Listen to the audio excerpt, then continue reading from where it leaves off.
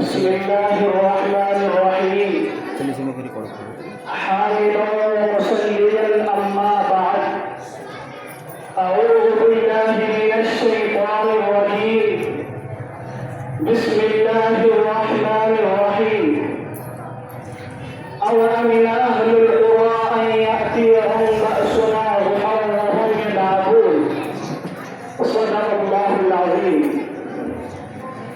جناب صدر مہمانان خصوصی اور معزز اساتذہ کرام، میں آپ حضرات کا تہہ دل سے شکر گزار ہوں کہ آپ نے مجھ جیسے ادنا سے طالب علم کو یوم جمہوریہ کے اس پرمسرت موقع پر کچھ بولنے کا موقع عنایت فرمایا. حضرات، یاد کرو اس وقت کو جب اس ملک کے باشندگان کی گردن میں غلامی کا توق پڑا ہوا تھا اور یہ ملک ہندوستان آزادی کے لیے ترس رہا تھا، تو اس وقت اس ملک کی گود میں پرورش پانے والا کوئی مائی کا لال اتنی جرأت نہیں کر سکتا تھا جو انگریز کی حکومت کو للکار سکے اور دنیا کی سپر پاور طاقت کا مقابلہ کرنے کے لیے آواز اٹھا سکے. دیکھو، ہماری بے باکی کو سب سے پہلے جس نے آواز اٹھائی تھی وہ شیر بھی انسانیت کا مسیحا شاہ ولی اللہ کا پرسند شاہ عبد العزیز تھا. شاہ عبد العزیز کی آواز کیا تھی؟ وہ آواز یہ تھی کہ انگریز کے خلاف جہاد کرنا چاہیے اور ملک ہندوستان کو انگریز سے آزاد کرایا جائے. شاہ عبد العزیز کا فتویٰ انگریز کے لیے ایک خطرناک پیغام تھا جس نے انگریز کو بے چین کر دیا تھا. اسی آواز کے سہارے علماء ہند اور خاص طور سے علماء دیوبند اپنے سر پر قدم باندھ کر انگریز کی حکومت کو ختم کرنے کے لیے میدان میں نکل پڑے. پھر تاریخ نے دیکھا کہ علماء کو توپ کے منہ پر باندھ کر گولا داغ دیا جاتا. رب کی قسم، علماء کرام کے گوشت کے لوتھڑے اٹھ گئے اور فضائے آسمانی خون سے رنگین ہو گئی. یہ بھی ہوا کہ علماء کو ہاتھیوں پر کھڑا کر کے درختوں سے باندھ کر ہاتھیوں کو چلا دیا گیا. لاہور کی شاہی مسجد کے شہر میں انگریز نے پھانسی کا بندہ بنایا تھا. ایک ایک دن میں 80 علماء کو پھانسی دی جاتی تھی.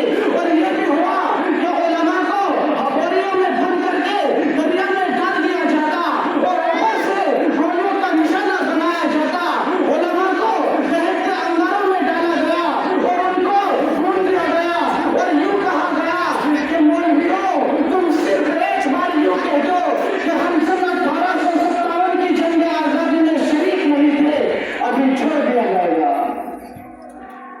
لیکن رب کی قسم، سارے علماء آگ میں پک گئے لیکن ایک نے بھی انگریز کے سامنے گردن نہیں جھکائی. تاریخ شہادت دیتی ہے کہ دریا کا پانی علماء کرام کے خون سے سرخ ہو چکا تھا، مگر کسی عالم نے نہ تو انگریز سے سمجھوتا کیا اور نہ ہی انگریز کے سامنے گردن جھکائی. آج ہماری تاریخ مٹانے کی کوشش کی جا رہی ہے. جنگ آزادی کی تاریخ سے مسلمانوں کا نام نکالا جا رہا ہے اور ستم بالائے ستم یہ ہوا کہ ہم سے یہ سوال کیا جا رہا ہے کہ تم نے اس ہندوستان کو کیا دیا؟ ملت اسلامیہ کے دھڑکتے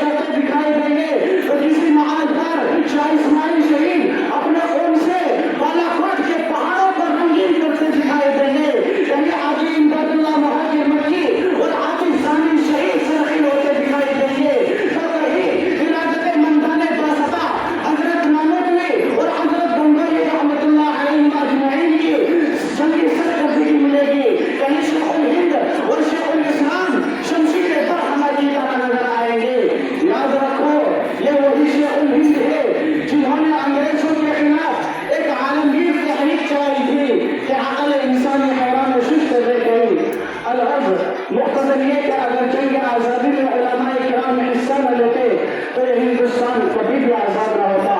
میں اپنی تقریر کو اس شعر کے ساتھ ختم کرنا چاہتا ہوں کہ سرفروشی کی تمنا اب ہمارے دل میں ہے، کہ سرفروشی کی